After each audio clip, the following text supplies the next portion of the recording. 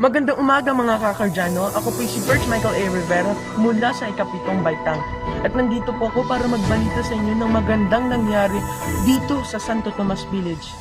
Tama po ang inyong narinig dahil mula dito sa aking pwestong kinatatayuan, ilang buwan mula ngayon ay magkakaroon na ng isang pinaka-controversial at pinag-uusapang telecom. Ngayon sa ating bansa ang Dito Telecom Community. Munting kaalaman, ang Dito Telecommunity Corporation na dating kilala bilang Mindanao Islamic Telephone Company Incorporation or MISLATEL ay magiging isa sa mga kumpanyang makikibahagi din sa negosyo ng multimedia at teknolohiya ng impormasyon dito sa ating bansa.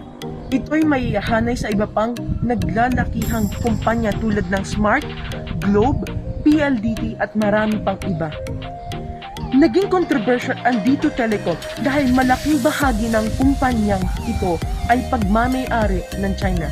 Gayunpaman ako ay nagagalak dahil ang tower na itinatayo malapit sa aming lugar ay indikasyon lamang ng pagunlad sa linya ng komunikasyon at teknolohiya.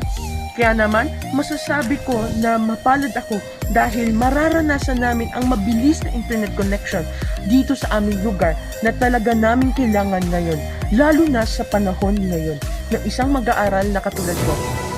Muli, ito po si Bert Michael A. Rivera ngayon at salamat po sa pakikinig ng aking balita. Paalam po.